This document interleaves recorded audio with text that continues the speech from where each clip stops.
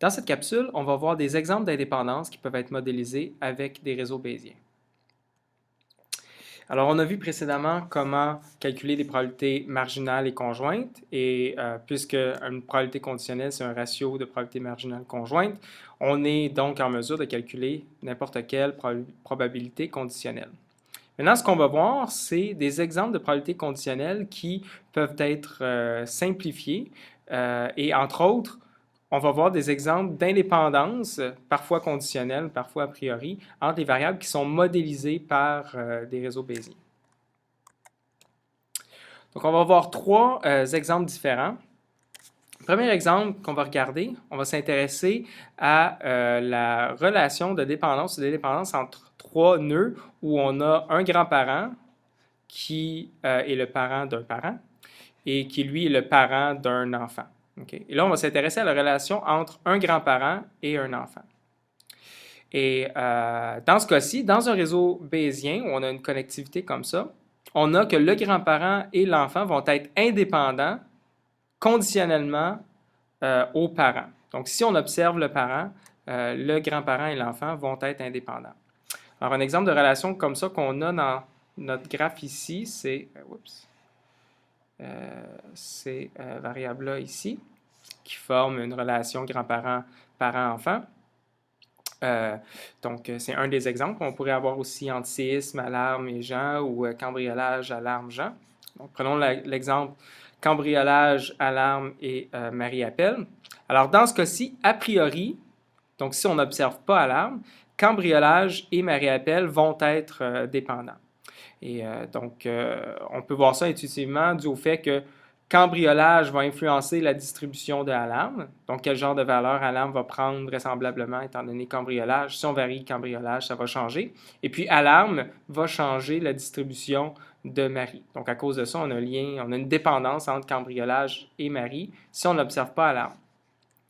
Par contre, cambriolage et Marie appel vont devenir indépendants si on observe alarme. Donc, si on se rappelle la définition d'indépendance conditionnelle, bien, entre autres, s'ils sont indépendants conditionnellement, ça veut dire que la probabilité de Marie appel sachant alarme et cambriolage va être réduite à la probabilité que Marie appel sachant seulement alarme. Okay? Et donc, entre autres, si on avait à calculer ça, en fait, ça veut dire qu'on a seulement besoin de cette probabilité-là à cause de l'indépendance. Et cette probabilité-là, en fait, elle est donnée ici là, par cette table de probabilité-là. Donc, on voit comment ça peut simplifier les calculs de certaines conditionnelles, puisqu'on est capable, dans ce cas-ci, de dire « Ah, ben en fait, je n'ai pas besoin de C, donc j'ai juste besoin de cette probabilité-là et elle m'est donnée directement dans mon réseau bayésien. » Et donc, on va voir pourquoi c'est vrai tout ça, avec un exemple, avec une dérivation mathématique. Mais essentiellement, ce qui arrive, c'est que si A est connu, en fait, dans notre calcul, C ne va plus intervenir pour le calcul de la probabilité de M sachant A et C. On n'aura pas besoin de la valeur de C pour faire ce calcul-là. Et peut-être d'une façon un peu plus intuitive, on peut voir que, on peut interpréter ça comme le fait que A va bloquer le chemin de dépendance entre M et C. Donc, si on voit ça comme s'il y avait une espèce de chemin ici associé à la dépendance entre les deux, bien, le fait de voir A va bloquer ce chemin-là. Donc, faisons le calcul pour vérifier que c'est bien le cas que Marie est indépendante de cambriolage sachant alarme. Alors, faisons ce calcul-là ici et voyons voir si on peut effectivement ne pas avoir besoin de la valeur de cambriolage.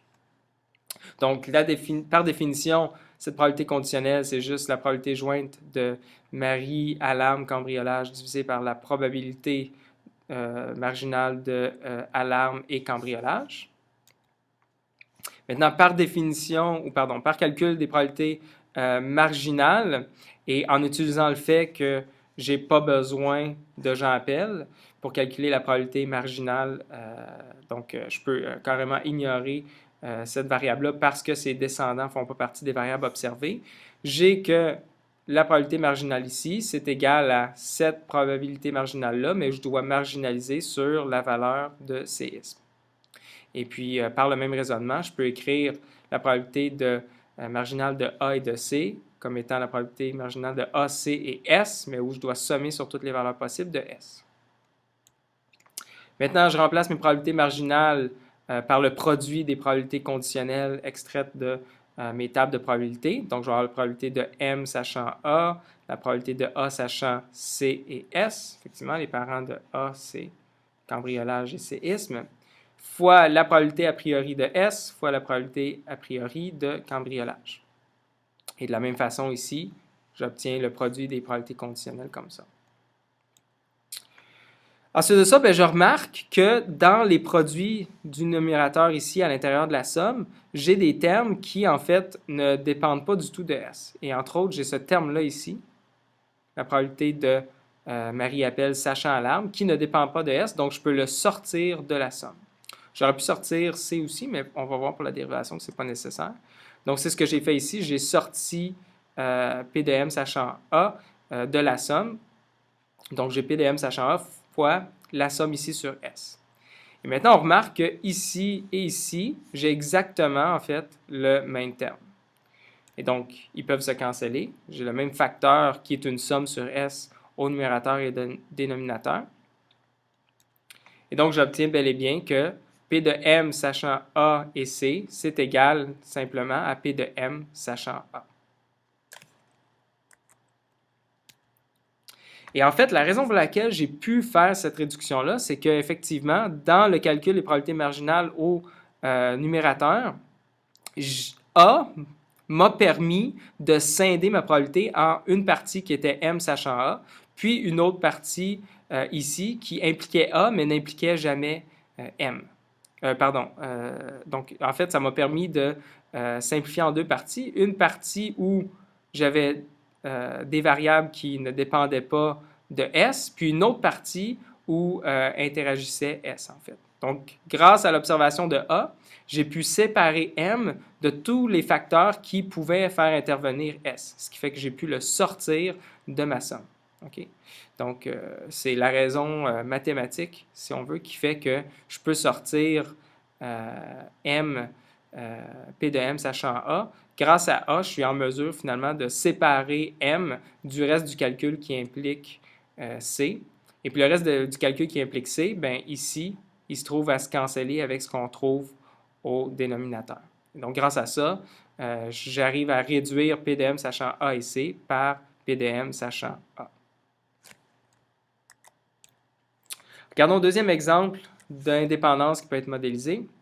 Maintenant, entre deux enfants, étant donné le parent, donc j'ai un parent, puis j'ai des dépendances avec deux enfants, mais il se trouve que ces deux enfants-là vont être indépendants si le parent est observé. Donc, on a l'exemple de relation entre trois variables, trois nœuds dans un réseau bayésien ici. J'ai le parent alarme qui a deux enfants, Jean Appel et Marie Appel. Jean Appel et Marie Appel ici vont être dépendants a priori. C'est quelque chose qu'on peut démontrer.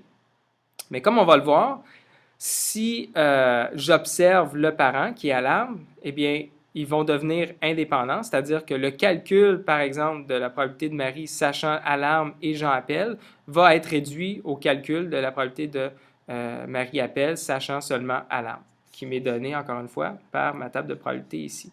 Donc, ça simplifie le calcul d'une conditionnelle qui impliquait avant Jean Appel en un calcul de probabilité qui n'implique plus Jean Appel. Donc, Marie Appel est indépendante de Jean Appel sachant alarme. Et en fait, encore une fois, bien, si on voit la dépendance comme l'existence d'un chemin entre ces deux variables-là, on pourrait dire que alarme bloque le chemin de dépendance entre Jean Appel et Marie Appel. Faisons la dérivation mathématique de cet exemple-là. Alors, encore une fois, une probabilité conditionnelle, c'est la probabilité marginale qui implique ce qui ma variable de requête, la variable pour laquelle je veux calculer une probabilité étant donné ce qui est observé. Donc, dans ce cas-ci, la probabilité marginale au numérateur, ça implique toutes ces variables-là, divisé par la probabilité marginale, seulement des variables sur lesquelles on conditionne. Encore une fois, je peux réduire le calcul, je peux réécrire le calcul des marginales comme une sommation sur des probabilités qui implique plus de variables, les variables que je ne peux pas éliminer. Dans ce cas-ci, en fait, il se trouve que je dois sommer sur S et sur C, donc sur séisme et cambriolage, parce que dans ce cas-ci, cambriolage a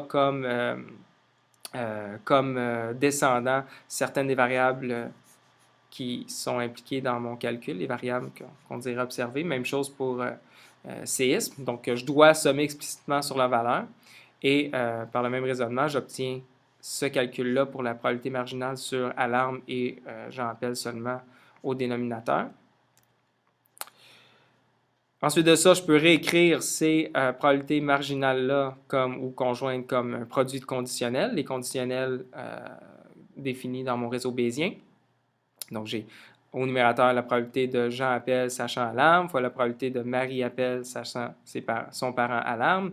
Et finalement, la probabilité, en fait, ici, plutôt que d'écrire cette partie-là comme probabilité de alarme sachant séisme et cambriolage fois la probabilité de séisme et ainsi de suite, je vais juste le garder la marginale au complet, puisque comme on va voir, elle va disparaître en fait. Donc, ce qui est à observer ici, c'est que entre autres, je peux prendre cette probabilité la probabilité de Marie appelle sachant alarme et la placer en avant de la somme, puisque ça n'implique pas les valeurs, ne sont pas impliquées, ils sont constants par rapport à la sommation sur les différentes valeurs de séisme et de cambriolage. Et donc, j'obtiens en fait probabilité de Marie appelle sachant alarme fois toute cette somme-là ici sur S et C des autres termes que je n'ai pas sortis. Remarquez que j'aurais pu sortir ce terme-là ici également, mais ce n'est pas important pour ma dérivation. Effectivement, à partir de ce niveau, ce que j'observe, c'est que je peux canceller au numérateur et au dénominateur les facteurs qui correspondent aux sommes sur S et sur C. Et donc, encore une fois, j'obtiens la probabilité de Marie sachant alarme seulement. Donc, j'ai réussi à ne pas utiliser la valeur de Jean appelle. OK? Et encore une fois, ce qui m'a permis de faire ça, c'est justement le fait qu'en observant alarme, la probabilité sur Jean appelle et sur Marie appelle se décompose en deux facteurs différents. Okay? Ce qui fait que j'ai pu les détacher et la partie, dans ce cas-ci, qui dépendait de Jean appelle, va être en fait cancellée par les calculs qui sont faits au niveau du dénominateur. Finalement, un troisième exemple, la relation entre deux parents étant donné leur enfant. Okay? Donc, on suppose ici qu'on a un enfant unique entre deux parents. Donc, on a une relation comme ça. Alors là, ici, ça va être un peu différent. Les deux parents vont être indépendants, mais si l'enfant est non observé. Okay? Donc, si l'enfant est observé, ils vont être dépendants, mais si l'enfant n'est pas observé, là, les deux parents vont devenir indépendants. On a un exemple d'une relation de ce style-là ici, entre donc les trois variables aléatoires, les trois nœuds qu'il y a ici. Donc effectivement, dans cet exemple-là, cambriolage et séisme, a priori, ils sont indépendants. En fait, on a vu que si on veut calculer la probabilité marginale entre certaines variables, on peut ignorer tous les nœuds dont les descendants ne font pas partie des variables en question, des variables observées. Donc ça voudrait dire en fait que je pourrais, si je voulais calculer la probabilité de cambriolage et séisme, je pourrais ignorer toutes ces variables-là ici, puisque leurs descendants ne correspondent pas ni à cambriolage ni à séisme. Et puis, si je décompose cette probabilité marginale-là en le produit des probabilités extraites des tables, j'ai effectivement la probabilité de C fois la probabilité de S. Pourquoi? Parce que C n'a pas de parent, puis S n'a pas de parent. Okay? Donc, effectivement, la probabilité entre S et C, entre cambriolage et séisme, se décompose en un produit qui dépend juste de C et juste de S, juste de cambriolage et juste de séisme. Donc, a priori, ils sont bel et bien indépendants. Par contre, ils vont devenir dépendants si j'observe alarme. Et donc, ça veut dire que la probabilité de cambriolage sachant alarme et séisme n'est pas simplifiable. Ce n'est pas possible pour moi, si j'observe alarme, de juste dire « Ah, je n'ai pas besoin de la valeur de séisme ». Et ça, comme on va le voir, c'est dû au fait que la probabilité de alarme sachant C et S, sachant cambriolage et séisme, elle n'est pas simplifiable. Et parce qu'on va avoir à introduire ce terme-là dans nos calculs et que ce n'est pas possible de séparer la contribution de C et de S, on va obtenir qu'ils sont maintenant liés ensemble, ils sont maintenant dépendants dans le calcul de la probabilité de cambriolage, sachant alarme et séisme. Donc, dans ce cas-ci, si on voit ça comme des chemins de dépendance entre les variables qu'on veut essayer de bloquer, bien, en fait, dans ce cas-ci, le fait de ne pas connaître alarme, c'est ça qui va bloquer le chemin entre cambriolage et séisme. Donc, si on voit exactement, spécifiquement dans les mathématiques, pourquoi est-ce qu'on a une dépendance si on observe alarme, bien, encore une fois, on a notre probabilité conditionnelle qui est un ratio de deux probabilités marginales. Et la probabilité, donc, de ça ici, ça va être la probabilité de A sachant S et C fois la probabilité de S fois la probabilité de C. Donc, effectivement, cette probabilité marginale-là, pour la calculer, je peux ignorer les enfants ici. Il ne me reste plus qu'à faire le produit des conditionnels en question, à savoir probabilité de alarme sachant ses deux parents fois la probabilité de cambriolage sachant son parent. Il n'y a pas de parent, donc c'est juste P de C. Même chose pour P de S. Et là, on remarque qu'ici, ce terme-là joint ensemble S et C, et ce n'est pas possible. Donc, ce terme-là n'est pas le produit de juste un terme qui dépend de S, c'est juste un terme qui dépend de C.